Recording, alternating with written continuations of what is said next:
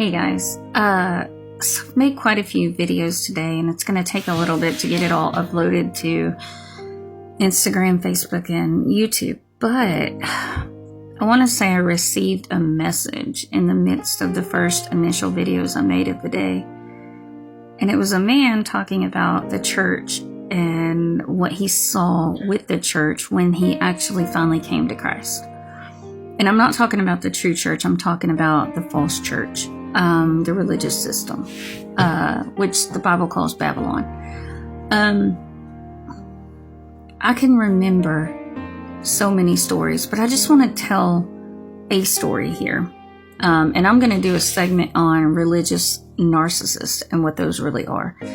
But I remember when I had my delivery route, there was an old man, he was an old black man, Mr. Robert.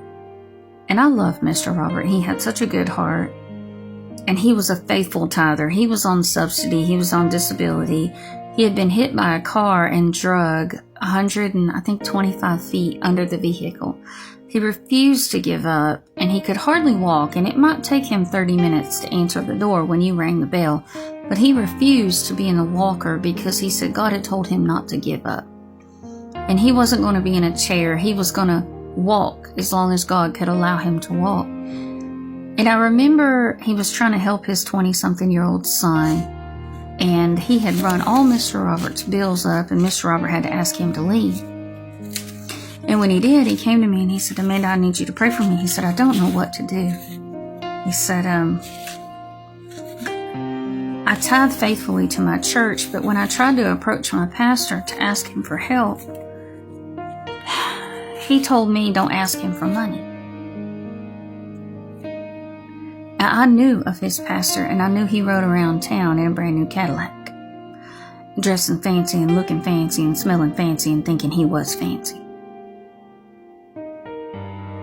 And I told Mr. Robert, I said, "Mr. Robert," he said, "what do I do?" I said, "Here's what you do." I said, "When your check comes in," I said, "you pay your bills. If you don't have anything left, you don't give a cent to that church." I said, "God ordained tithing to take care of the poor.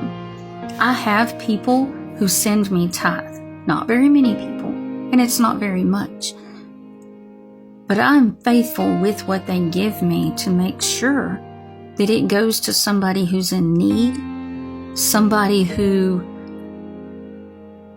has a genuine need, not a want, a need. And a lot of times their tithe money, sometimes because they're not wealthy, not yet, it actually goes back to them because they may find themselves in a situation and God may reveal to me that they need something. And why should I have and them not have? Why should I have an abundance while they suffer need? We've got things all twisted in the church system, okay? One, we're not preaching truth, and two, we don't truly love the people, and three, we've merchandised everything. That is not what this church is about. That is not what we're doing. This is about righteousness. This is about holiness. This is about the true work of God. In the New Testament, they had all things in common. Ananias and Sapphira died because they lied. They could have kept the money or part of it from what they sold of their house and said, "Hey, we kept back part," and they would have been fine. God appreciates truth and honesty. It's when you start being narcissistic with your religion and trying to portray or wear a mask that says that you're something that you're not, that you begin to piss God off. And yes, I said that right. Because we want to make him a namby-pamby who doesn't get angry. No, he will get straight pissed off at you, and he will punish you if you're his. If you're not, you'll go on in your error, and he'll give you multiple chances to repent, and then he will allow you to die and end up in hell. And I'm sorry if you don't believe in that side of God. It doesn't matter what you believe. It matters what the truth is. If you believe the truth, you're in great standing. I would act accordingly. If you do not believe the truth, you're going down the wrong road anyways, and you don't have ears to hear, so might want to just click off this video now because it ain't going to do you any good. Alright.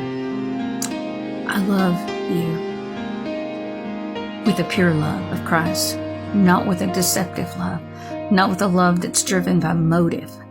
That's what the church should be about. And if you have the gift of laying on of hands and you can do that and people get healed, do it. Do it. If you can't do it in your church that you're going to, and we are the church, but I mean the building you go to, go find one where you can. Go start one where you can.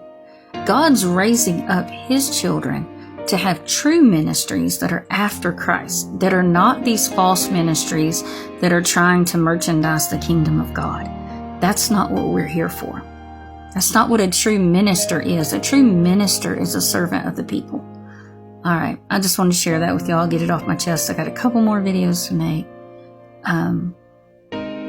But be blessed, and don't be afraid to walk away from that which we know is not of God. He will bless you for it, and He will find your true family and your true church. So if you're alone, pray for God to reveal His people to you. And when you find them, embrace them. Join up. Like, follow, share, support. Let's do this thing. All right. Love y'all. Bye.